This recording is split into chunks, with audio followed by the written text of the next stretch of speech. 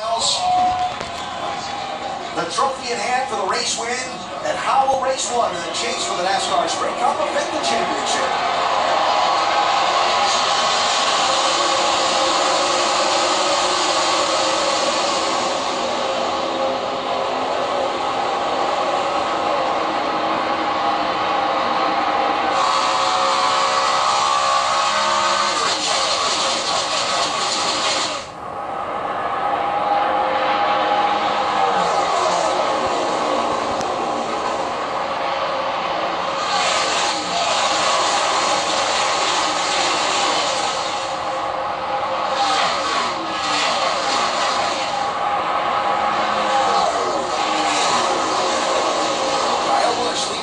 The race for third, Matt Kenseth inside, Ryan Newman outside.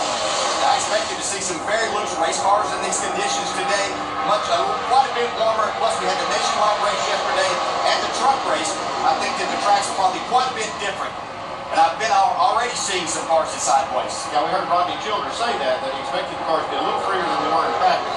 I think a lot of teams did anticipate that, so we'll see how it goes. Watch the scoring ticker across the top of the screen. The cars highlighted in gold. The 16 drivers competing in the chase. And on the racetrack, the chase cars, and you see Jeff Gordon there, the yellow banner across the top of the windshield, the yellow front slitter, and the yellow roof decals. All of those denoting the 16 drivers in the chase. And as we talk about those drivers, obviously that's what it's about, is winning a championship. But what's different in our sport is we have 27 others competing in this event, where in the other sports they would be sitting at home watching this event. How are they going to factor into this? Who could claim a win or get in between those positions, costing someone some spots? Stenhouse Jr. in that white car using the outside lane to try and pick up a spot on Jamie McMurray. That's 7th. Yeah, and I saw this one car yesterday. He's on the bottom right now. He worked a lot up on the top of the racetrack with some very impressive speed. He could be somebody to watch to win this race today. From challenging McMurray to being challenged by Clint Bowyer and now Kevin Harvick.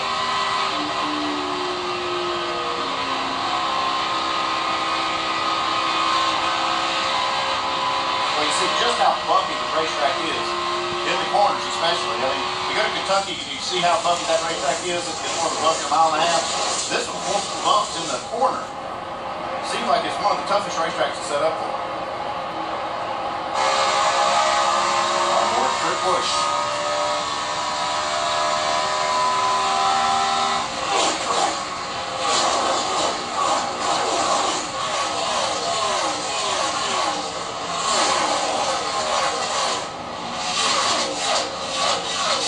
Well, they didn't get to run qualifying here on Friday, but in the practice session they did get on Friday where some of the teams were in qualifying trim. They were turning laps in excess of 191 miles an hour. Remember, just the one race a year here at Chicagoland Speedway for the Sprint Cup teams with this year's aerodynamic configuration, the no front ride height, the big spoiler, and the high downforce. They are hauling around this racetrack. Yeah, drivers that I talked to were telling me this is another one of those racetracks. You know, speed's kind of relative to these drivers. That's what they do every single week. But there's some of these places that really get their attention, and this was one of those tracks that they were telling me that you could really feel the speed. 47 Allmendinger, 5 Kane, left to the screen, right side of the screen. Whoa, look out. Harvick, little wiggle off the corner. Kurt Busch was able to stay off the back bumper. And when you're trying really hard like Harvick was there to make a pass, you're trying to stay in the gas. You might have to give a little bit of tug on the wheel. That kicks the back end out. Dangerous spot to be in, but he handled it well. Yeah, I think he recovered real well. He made the pass.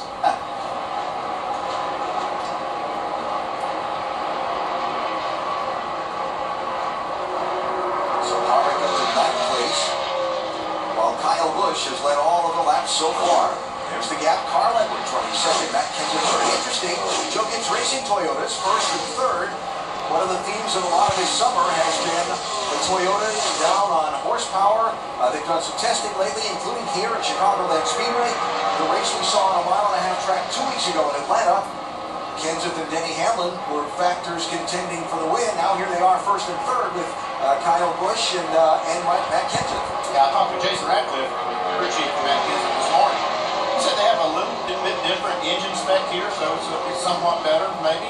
They don't really know if they see it race, but he said the cars have been getting incrementally better along the way. So they've had better cars aero-wise and chassis-wise over the last last 5 to 6 weeks, and you expect some of that to start showing up. Yeah, I talked to Matt Kenseth and Kyle Busch, and they were telling me of a test they had in Charlotte. They felt like that was very beneficial to them, that there were some things they'd been working on, and they were able to prove out their cars are better, and Toyota's been working extremely hard trying to get the reliability and a little more power for them showing up here this weekend. Good time for it to show up. Absolutely. Driver take horsepower anytime he can get it. 5 of the 10 races in the chase on mile-and-a-half tracks where you're going to need all the steam you can bring. Kyle Busch showing plenty of it so far. Just underway at Chicagoland. He's led all of the 10 laps we've completed so far. This is me.